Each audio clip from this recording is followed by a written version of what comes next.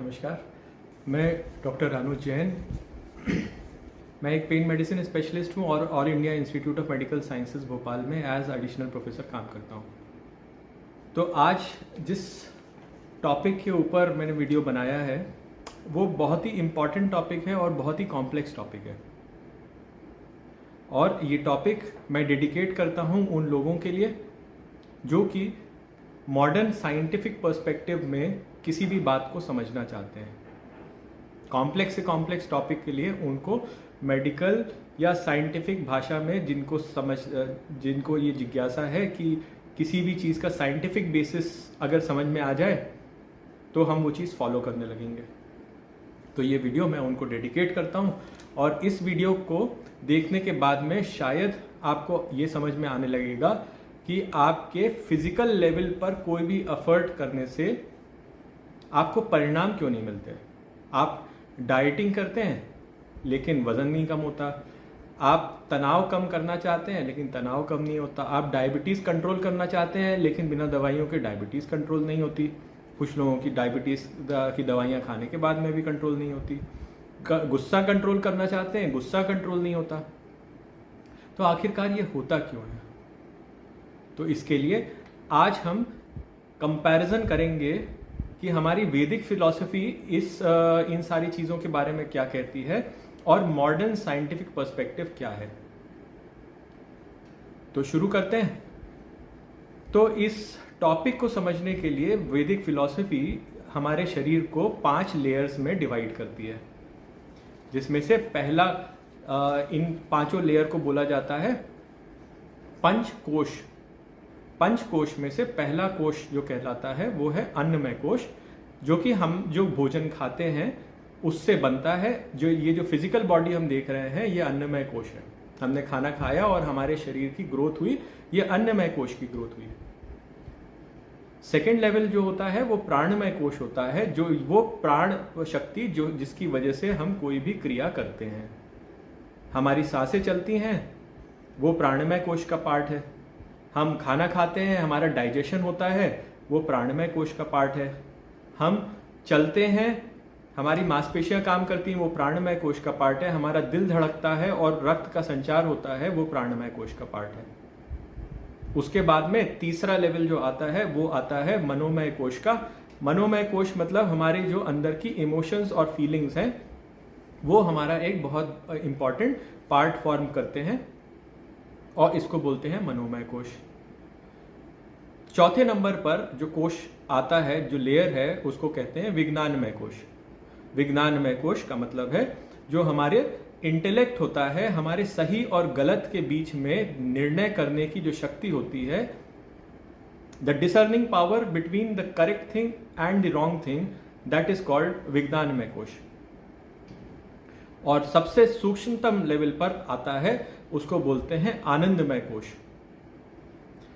तो अन्नमय कोश को स्थूल शरीर बोला गया है, बल्कि जबकि प्राणमय कोश, मनोमय कोश और विज्ञानमय कोश को बोला गया है सूक्ष्म शरीर, और आनंदमय कोश को बोला गया है कारण शरीर या फिर कॉजल बॉडी। कॉजल बॉडी, ये कॉजल बॉडी वो है जिसमें कि हमारे डीप सीटेड इम्प्रेशंस, किसी के लिए डीप सीटेड, जब हम किसी को लंबे समय तक घृणा करते हैं या कोई इनसिक्योरिटी जो हमें बड़े लंबे समय तक बनी रहती है, तो ये आनंदमय कोश या कारण शरीर के लेवल पर पहुंच जाती है।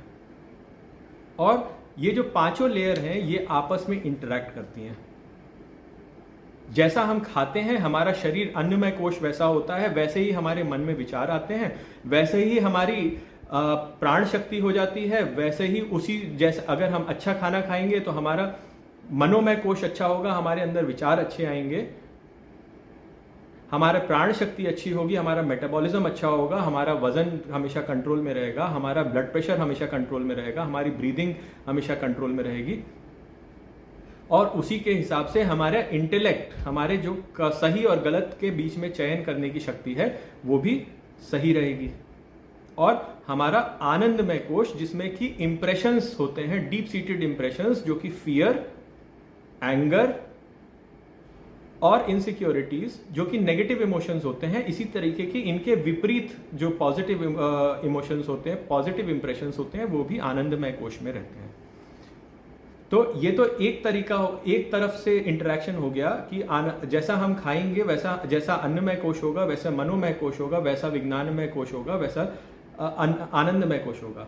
और इसका रिवर्स भी बिल्कुल सही है, जैसा हमारा आनंदमय कोश होगा वैसा हमारा विज्ञानमय कोश होगा, वैसा हमारा मनोमय कोश होगा, और वैसा हमारा अन्नमय कोश होगा। एक इसको और अगर तरीके से समझें तो ये होगा कि अगर हमारा आनंदमय कोश में अच्छे इंप्रेशंस हैं तो हमारा इंटेलेक्ट जो होगा वो तीक्ष्ण होगा, बहुत शार्प इंटेलेक्ट होगा, हम सही गलत के फैसले अच्छे से कर पाएंगे, हमारे जो डिसीजंस होंगे वो सही डिसीजंस होंगे, और सही डिसीजंस जो होंगे वो हमारे स्ट्रेस लेवल को कम करेंगे। लेकिन अगर हमारे आनंदमय कोश में जो इंप्रेशंस हैं वो नेगेटिव इंप्रेशंस भरे हैं, हमारे अंदर इनसिक्योरिटीज भरी हैं, हमारे अंदर फियर भरा हुआ है, हमारे अंदर एंगर भरा हुआ है, हमारे अंदर जेलसी भरी हुई है, तो इसकी वजह से हमारा विज्ञानमय कोश भी खराब होगा, हम गलत डिसीजंस लेंगे, हमारे गलत डिसीजंस की वजह से हमको लॉसेस होंगे, हमारे लॉसेस की वजह से हमारा स्ट्रेस बढ़ेगा, हमारे स्ट्रेस बढ़ने की वजह से हमारे जो इमोशंस हैं, मनोमय कोश है वो खराब होगा, और उसकी वजह से हमारा अन्नमय कोश भी खराब होगा। तो ये तो थी ये भाषा थी वैदिक फिलॉसफी की। मॉडर्न साइकोलॉजी के परिप्रेक्ष्य में अगर देखा जाए तो मॉडर्न साइकोलॉजी के जनक थे डॉक्टर सिगमंड फ्रूड, जिनका कि जन्म 1856 में ऑस्ट्रिया, जो कि आज के समय में यूरोप में है, वहाँ पे हुआ था। और ये पेशे से एक न्यूरोलॉजिस्ट थे, और ये माने जाते हैं कि modern day psychiatry, psycho analysis and psychotherapy के फादर हैं। इनके बताए हुए प्रिंसिपल्स आज भी वैलिड हैं, और उन्हीं प्रिंसिपल्स के बेसिस पर psychiatry, psycho analysis and psychotherapy का ट्रीटमेंट किया जाता है। तो इनका क्या कहना था?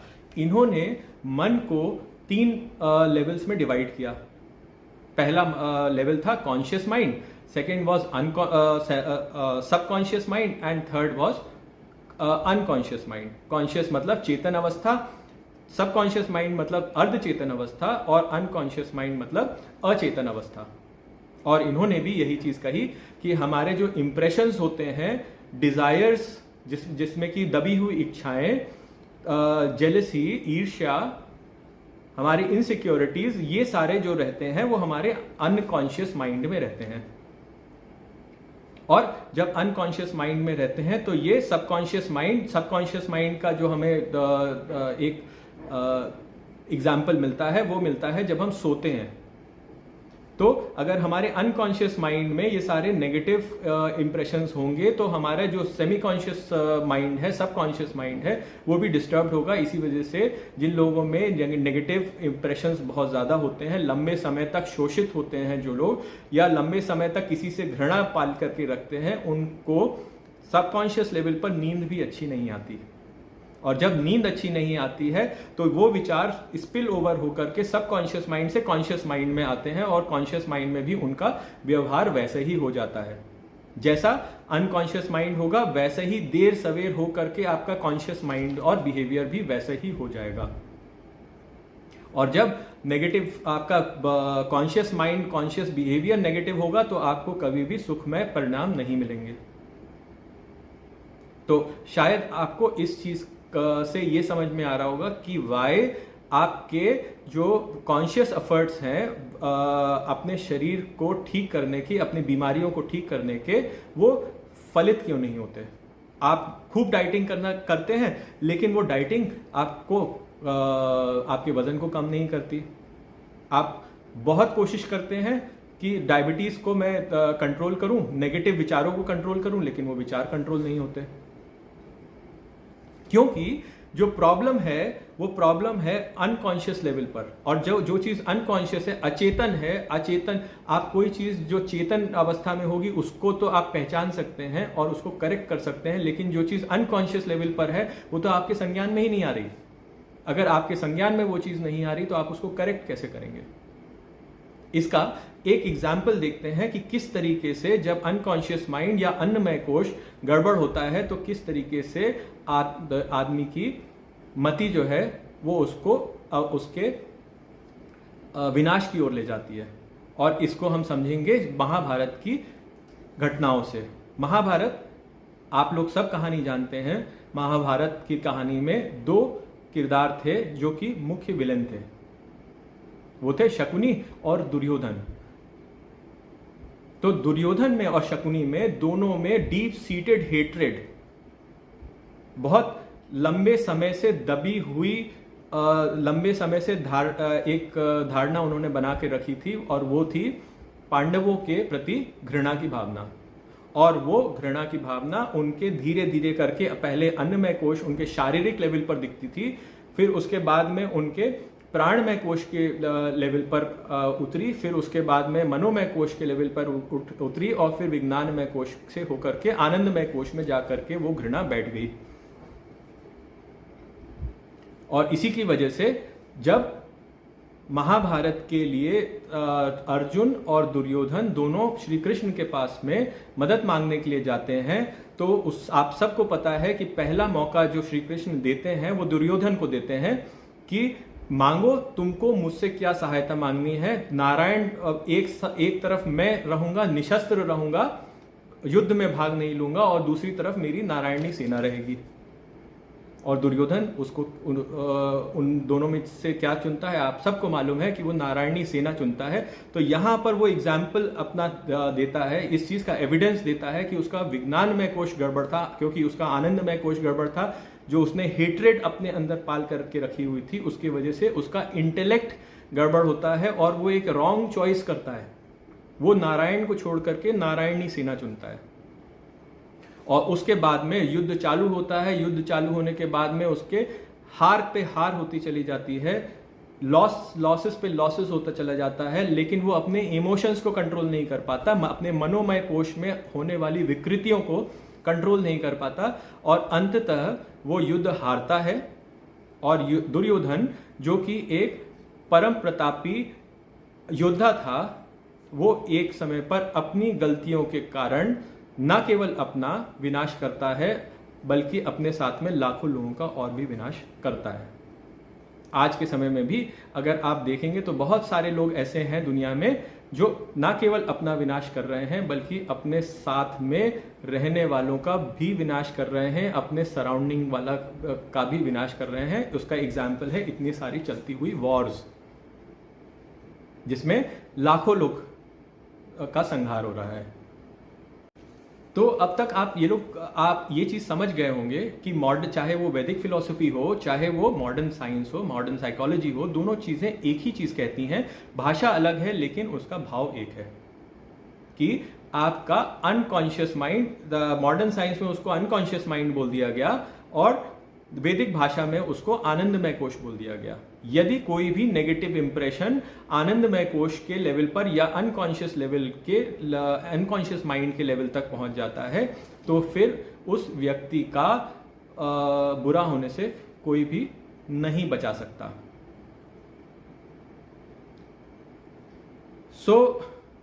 अब इस चीज के लिए किया क्या जाए? इस चीज को, क्योंकि ये अनकॉन्शियस लेवल है, कॉन्शियस एफर्ट्स से काम नहीं बनेगा। आप चाह करके उस चीज को क्लियर आउट नहीं कर पाएंगे। आप चाहे जितना चाहें कि मैं पॉजिटिव थिंकिंग रखूंगा, मैं पॉजिटिव थिंकिंग रखूंगा, मैं पॉजिटिव थिंकिंग रखूंगा, लेकिन वो पॉजिटिव थिंकिंग आपके ऊपर फर्क नहीं डाल पाएगी।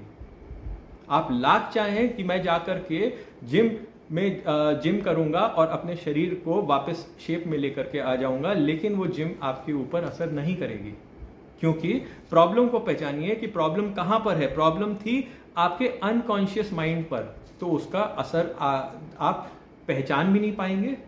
जो प्रॉब्लम है उसको पहचान भी नहीं पाएंगे क्योंकि वो अनकॉन्शियस लेवल पर है, और जब तक आप प्रॉब्लम को पहचान नहीं पाएंगे, अवेयरनेस नहीं होगी, तब तक आप करेक्शन कैसे करेंगे?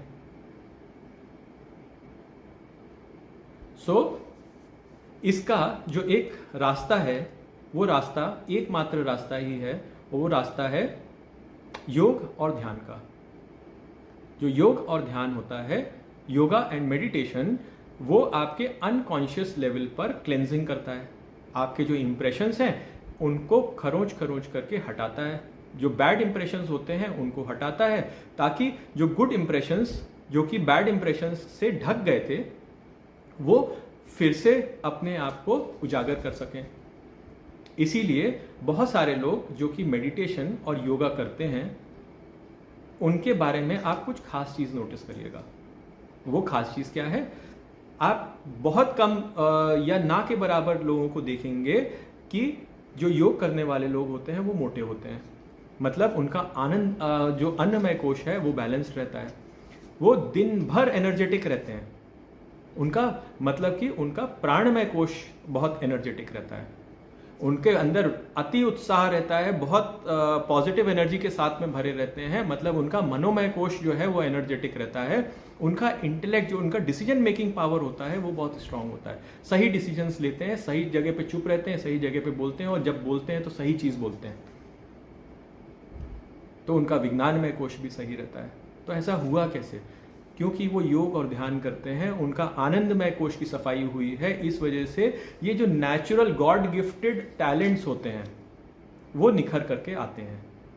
मैंने बहुत सारे लोगों को जानता हूं जो योग और ध्यान से जुड़े हुए हैं।